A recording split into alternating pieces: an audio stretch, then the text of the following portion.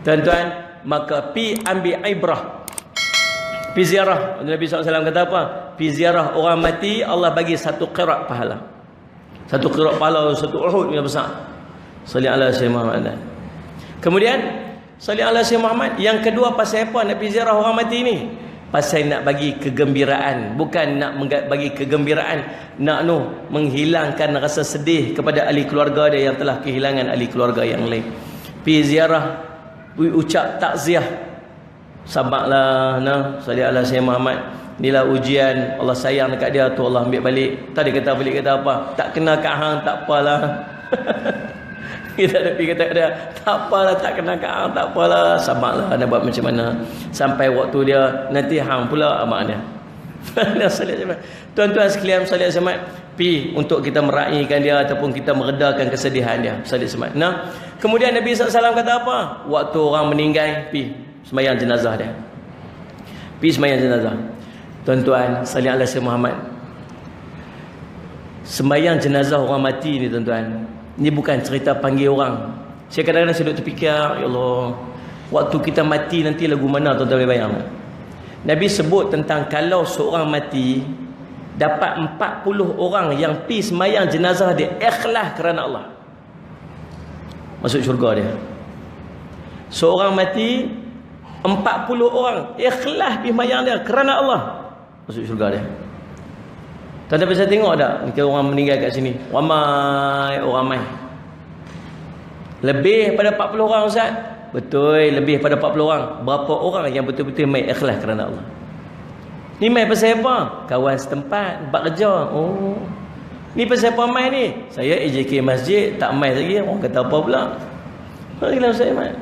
Ni mai pasal apa ni? Saya kawan dia. Ni mai pasal apa ni? Saya adik-beradik dia. Semua mai bersebab. Berapa ramai yang mai? Lillahi ta'ala. Betul tuan-tuan? Seorang sahabat tuan-tuan, nama dia salli ala Sayyidina Muhammad, gelaran diberi kepada dia oleh kawan-kawan sahabat Nabi SAW, Dzul Bijadain. Dzul Bijadain. Tuan-tuan nak tengok dia punya kunci nak dapat ramainya orang untuk pergi ziarah kita waktu mati, tengok hubungan kita dengan Allah waktu kita hidup. Salli ala Sayyidina Muhammad. Dzul Bijadain ni nama asal dia tuan-tuan, salli ala Sayyidina Muhammad, Abu salli ala Sayyidina Muhammad Abdul Uzza, umur belas-belas tahun ya. Waktu dia masuk Islam, salli ala Sayyidina Muhammad, dia duduk dengan pak saudara dia dekat dengan pinggir kota Madinah. Satu hari, pendek cerita, dia tinggal harta dia semua, lari nak pergi jumpa Nabi SAW. Pak saudara kata apa? Hang nak pergi jumpa Nabi hang pergi. Tapi ingat, semua harta yang hang pakai tu semua aku bagi. Bagi balik kat aku. Dia bagi semua, satu pun dia tak tinggal. Termasuk baju yang hang pakai tu, bagi balik kat aku. Baju ni nak tak? Baju tu pun aku punya, bagi balik. Dia pergi ambil kain, satu kain buruk tuan-tuan, kain keras dah tu. Kalau kita macam kain buat kain basahan tu. Dia belah dua kain tu, satu diikat kat pinggang, satu diikat kat baju, semata nak pergi jumpa Nabi SAW. Bila dia tinggal seluruh daripada harta dia, dia pergi jumpa Nabi SAW. Tuan-tuan, Nabi SAW sangat meraihkan dia. Nabi tukar namanya Abdullah. Satu hari tuan-tuan, duduk dalam majlis, duduk zikir. Subhanallah, subhanallah, subhanallah, subhanallah, subhanallah. Dia zikir tu kuat. Para sahabat kata apa? Rasulullah tengok orang tu, apa duk zikir kuat sangat tu, nak tunjuk apa tu dia nak tunjuk, kata dia bagus sangat tu. Rasulullah kata apa? Dia sedang meluahkan rasa cintanya kepada Allah. Pasal apa? Pasal dia tak ada apa dalam hidup melainkan Allah dan Rasul. Tak ada apa dah. Mak ayah tak ada dah. Pak saudara yang duk jaga dia tak ada dah. Hidup dia, harta dia tak ada dah. Apa yang ada dalam hidup dia? Allah dan Rasul je. Seronok, cerita ke Allah Rasul. Sedih, cerita ke Allah Rasul. Nikmat dapat, cerita ke Allah Rasul. Tuan-tuan, di hari kematiannya, balik daripada perang Tabuk, dia tak mati dalam perang, dia mati dalam perjalanan balik, dia sakit. Nabi kata dekat dia kata, Rasulullah doalah bagi mati syahid.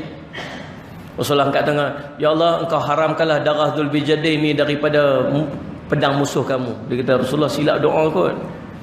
Kalau haram darah saya pada pedang musuh, macam mana nak mati syahid?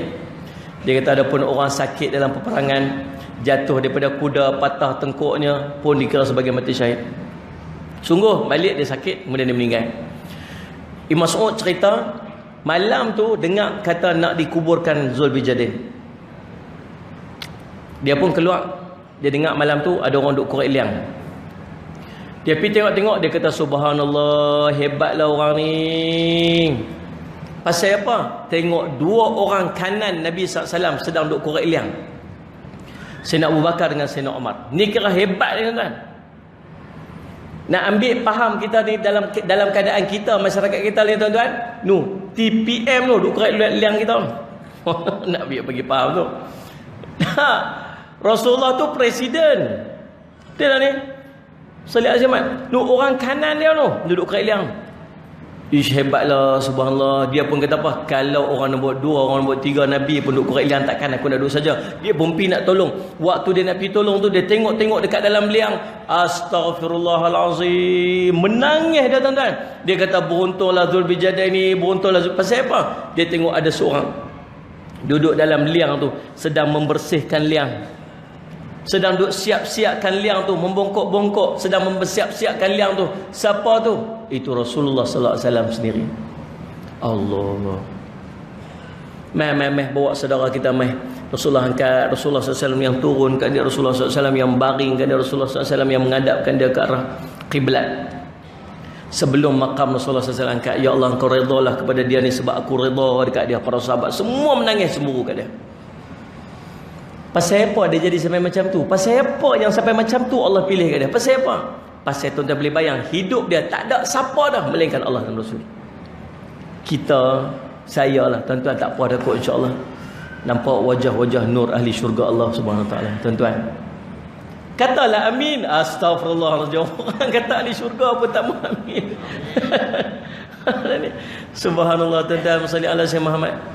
Nah, kita seronok cerita kat siapa? Kawan, cerita kat isteri, cerita kat anak. Sedih, cerita kat siapa? Cerita kat isteri, cerita kat anak, cerita kat kawan. Mana Allah ni? Allah tu kat mana? Allah lah sekali bila dah tak jumpa jalan baru cari Allah. Itulah kita. 5 minit tuan-tuan, subhanallah, sembahyang, nak dapat seminit ingat dekat Allah pun tak dapat. Daripada pagi bangun tidur sampai tidur balik, sehari tu tuan-tuan, kita semayang 5 waktu saja. Setiap 5 waktu kita semayang hanya 5 minit. Nak dapat seminit pun tak dapat isi Allah SWT.